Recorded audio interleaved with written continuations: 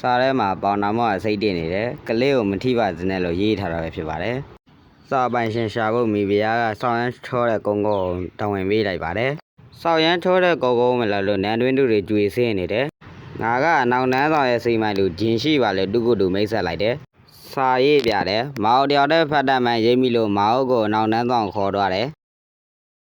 မိဖုရားရဲ့တမီလေးရဲ့အတက်ကိုကယ်ပြီးလို့မောင်ကိုကျေးဇူးတင်နေတယ်မောင်ကတော့နမဲမကြီးကျင်လို့ဇွန်မြင်းဆန်နေပေမဲ့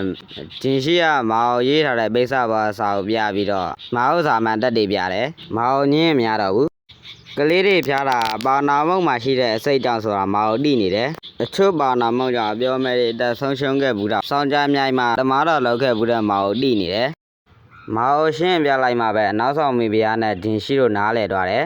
မိဖုရားကတော့မောင်လေးကိုသဘောကျသွားပြီးသူ့ကိုနောက်ခေါ်ထားဖို့ဆုံးဖြတ်လိုက်တယ်ဒီလိုနဲ့ပဲမောင်တယောက်နောက်နန်းဆောင်မိဖုရားရဲ့ရန်ရှိတော်ဖြစ်ကြတူတို့သွားတယ်